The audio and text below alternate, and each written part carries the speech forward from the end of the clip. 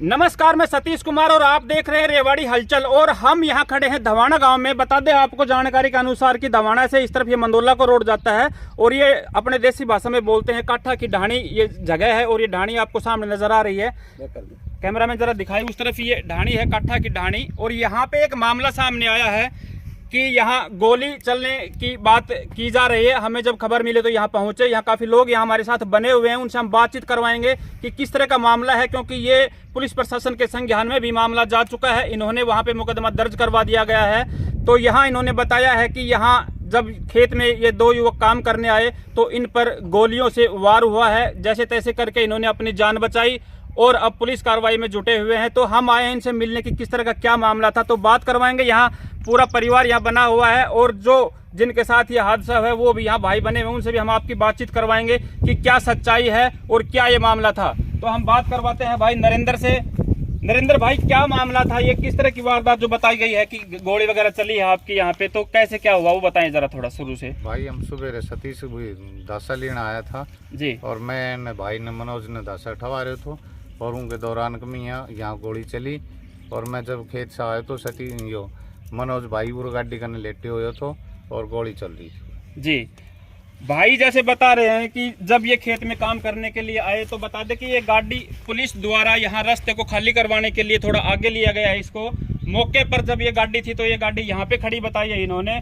और जो ये सामने खेत है जो थोड़े से गे हुए हैं, इससे परली साइड जो धासे खड़े हुए हैं, ईंधन जो बोलते हैं हम उनको, तो वो लेने के लिए इस गाड़ी में लोड कर रहे थे। भाई नरेंद्र भाई बता रहे हैं कि वहाँ से ये अपने जो इस भाई को भरोटी उठवा रहे थे वहाँ से, और इंद्रजीत भाई है वो यहाँ इस गाड़ी में ईंधन को लोड कर रहे थे। उसी टाइम यहाँ गोलियों की आवाज़ आई और इन पर ताबड़तोड़ गोलियों की बरसात हुई। जैसे तैसे करके इन्होंने अपनी जान बचाई, वो हम बात करवाएंगे इनसे। तो ये मौके की जगह है, यहाँ पे ये गाड़ी खड़ी थी और पुलिस द्वारा इस गाड़ी को रास्ते को खाली करवाने के लिए गाड़ी को आगे करवाया गया है। ये कांच बिखरे हुए जी, ये कुछ देखिए आप, यहाँ पे जो शीशा भी गाड़ी का टूटा है तो उसके कांच यहाँ पे बिखरे हुए हैं जहाँ मौके पर गाड़ी खड़ी थी। और अब इस गाड़ी को यहाँ पे सरकाया गया है। तो हम बात करवाएंगे इंद्रजीत से भी कि किस तरह से ये वारदात हुई। इंद्रजीत भाई, कैसे क्या मामला हुआ? भाई साहब राम राम। राम राम। भाई साहब, मैं ईंधन की भरोटी धर के अपनी गाड़ी में रख रहा था, तो मैं यहाँ आया तो मेरे फ़ोन बज रहा था। फ़ोन के पास पहुँचा गाड़ी में तो दबादब गोलियाँ चलने लग गई थी अचानक ही। तो हमारे एक शीशा टूट गया, एक खिड़की पे लग गई, एक तेल का जो टैंक है उस पे गोली चल गई। मैं पसर के अपनी लेट के जान बचाई। मेरे चाचा को मैंने आवाज़ लगाई, चाचा दौड़ के आया। फिर उसके बाद हमने देखा कहाँ से गोलियाँ हैं, तो यहाँ से 2-2.5 किले बोलते हैं हमारे यहाँ ज़मींदार में, इतनी दूरी से वो गोलियाँ चली थी। उनके पास गए तो उन्होंने मना कर दिया था, बोला साहिल नाम का लड़का है एक काठा की ढाणी में, उसके साथ ही है लड़के ने गोलियां चलाई हैं जी। तो सरकार से यही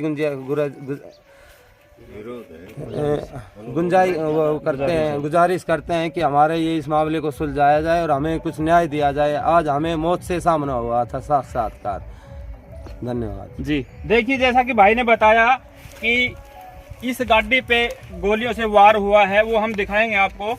ये गाड़ी के शीशे अभी हमने आपको दिखाए थे, वहाँ टूटे हुए शीशे गिरे हुए हैं। इस गाड़ी का जो ड्राइवर साइड का शीशा है, इस शीशे पर बताया इन्होंने कि गोली चली है, गोली चलने से शीशा टूट गया। नीचे का शीशा था तो नीचे चला गया और बाकी शीशे के टुकड़े अभी हमने आपको दिखाए। वहाँ पे एक यहाँ पे पहली गोली लगी, उसके बाद में यहाँ गोली देखिए सामने आपको नजर आ रही है, खिड़की के ऊपर यहाँ गोली लगी हुई, इसका निशान भी यहाँ पे बना हुआ है।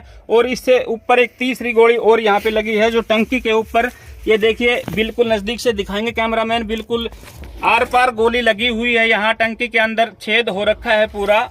और इस भाई इंद्रजीत ने बताया जब गोलियां चली तो वो यहाँ जमीन पर लेट के इन्होंने अपनी जान बचाई। यहाँ परिवार के और भी लोग हमारे साथ बने हुए हैं, उनसे भी हम बातचीत करवाएंगे कि किस तरह का मामला है और ये गोलियां किस वजह से चलाई गई और क्यों चली और आगे ये इस मामले में क्या कार्रवाई चाहते हैं। नमस्कार जी। नमस्कार जी। सर, कैसे क्या मामला हुआ और क्या ये मतलब कोई भाई बंधे में या गलती से हुआ है या जानबूझ के ये वारदात हुई है? जी, ये जानबूझ के वारदात है। 23/6/2022 ने हमारा झगड़ो उनको भयो तो हमारा पोल उखाड़ दिया था जी। पुलिस ने बैठ के समझौता करवाई तो पुलिस ने पोल गड़वाया था। 3 बार नपत करवाई थी, भरी फसल में ने पोल पाड़ दिया। ये बदमाश आदमी सी, बदमाशी करता रही सी जी। ये जानबूझ के करेड़ो मामलो सन को जी। हाँ, हरियाणा पुलिस में हरिओम थानेदार से, सतवीर से, छोरा को बाप वो हरियाणा पुलिस में 2 और सी। ये हरियाणा पुलिस की धमकी देता रही सी कि मारो के बिगाड़ लेगी पुलिस, हम चाहो वो करांगे जी। ये इनकी वो है। जिस लड़के ने गोलियां चलाई उसकी उम्र लगभग कितनी होगी? 23-24 साल के आसपास है। 23-24 साल का लड़का है। अभी हमने जैसे मामले के बारे में जानकारी मिली तो SHO खोड़ थाने से भी हमने बात की, तो उन्होंने बताया कि ऐसा कुछ भी नहीं था। वहाँ कुछ बच्चों ने खेलते हुए गुब्बारे फुलाने की एयर पिस्टल वगैरह से ये खेला गया था और उसमें गलती हुई है। ऐसा कुछ भी गोली वोली चलने का मामला नहीं है। इस तरह की कुछ बातें सामने आई हैं। तो देखिए कितनी सच्चाई है मामले में। पुलिस में अभी ये अपना मुकदमा दर्ज करवा के आए हैं। पुलिस कहाँ तक कार्रवाई करती है और कहाँ तक मामले की सच्चाई तक पहुँचती है, सामने आना अभी बाकी है। तो क्या चाहेंगे मास्टर जी आप कि किस तरह का मामला है और आप इसमें क्या न्याय चाहते हैं? हम ये चाहेंगे कि हथियार बरामद करे और जो कानून यानी आर्म्स एक्ट लगता है वो एक्ट लगाया जाए, कानूनी कार्रवाई की जाए जी, ये चाह रहे हैं जी। आपने पुलिस प्रशासन को कब अवगत कराया इस मामले में? ये सुबह ही 112 पे कॉल किया था। जिस टाइम हुआ 112 भी आई, थाना खोड़ को भी आए SHO, उनको एक गोली बरामद करके SHO को दी है। एक गोली SHO साहब को भी दी आपने? SHO साहब को दी है। एक गोली हमारे पास है। एक गोली इनके पास भी, जरा वो गोली दिखाएंगे भाई। हाँ।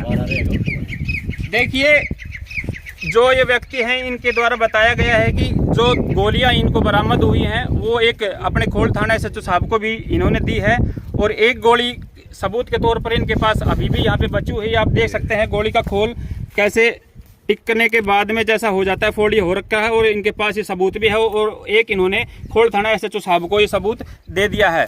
तो देखिए मामले के बारे में किस तरह की क्या कार्रवाई रहती है। हम इंद्रजीत से बात करवाएंगे। इंद्रजीत भाई, जब आपने देखा गोली चली तो आपने जब जहाँ से गोली आ रही थी वहाँ आपने गए बताए? हाँ, मैं वहाँ पे क्या देखा आपने? उस लड़के के पास गया तो उन्होंने अपना जो सामान था वो अपने बैग में समेट के और अंदर घर की तरफ भाग लिया। सामान जैसे किस तरह का सामान? वो मेरे को दिखाई नहीं दिया और मैं वहाँ तक पहुँचा था तब तक उसने अपने बैग में रख लिया था। आप गए उस समय क्या कर रहा था वो बैग कटा के अपने बैग को अंदर घर की तरफ जा रहा था। उसकी दादी माँ ने बोली कोई बात हो गई होगी तो बेटा हम फैसला कर लेंगे। फिर उसकी दादी माँ ही है और 2-4 उसके घर के आए हैं। वो लड़का नहीं आया। वो लड़का नहीं आया था? नहीं आया था। अच्छा, और क्या कहा उनके घर वालों ने? कुछ नहीं कहा। वो आके यहाँ बहसबाजी और करने लगे, हमारे परिवार के साथ जिदबाजी करने लगे। वही धमकी देते हैं कि हम हरियाणा पुलिस में, दिल्ली पुलिस में, चंडीगढ़ पुलिस में। उनका दबदबा यही है कि हम तो यही मांग करते हैं कि हमें न्याय मिले बस जी। आज हमें मौत से साक्षात्कार दर्शन हुए हैं। भगवान करे ऐसा ना किसी के साथ हो।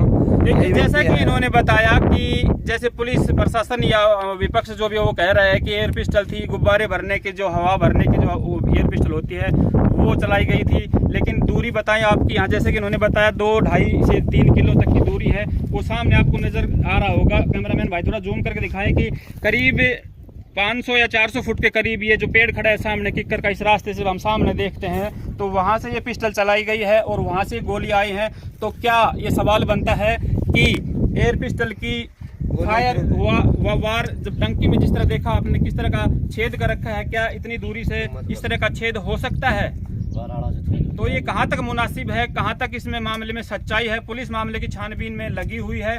अब पुलिस कहाँ तक और कब तक ये कार्रवाई करती है और कब तक मामले को सामने लाकर खड़ा करती है कि किस तरह का मामला था, क्या इसकी सच्चाई थी, वो अभी सामने आना बाकी है। तो बने रहिए वीडियो के साथ। हम जल्दी ही दूसरी वीडियो में दिखाएंगे कि क्या मामला था, क्या सच था, गोलियां थी या एयर पिस्टल द्वारा चलाई गई बच्चों द्वारा खेल था, क्या मामला था। अभी पुलिस प्रशासन के पास ये परिवार भी जा रहा है और पुलिस से अपना हक मांगने के लिए, न्याय मांगने के लिए। और इनका कहना है कि सर अगर पुलिस कार्रवाई नहीं करती है तो आपका आगे के क्या कदम रहेंगे? आगे SP DC CM सेल में आगे अगर पुलिस कार्रवाई नहीं करेगी तो जो भी कानूनी कार्रवाई है उच्च अधिकारियों की उनके पास कार्रवाई करें। जी जी, धन्यवाद। ठीक है।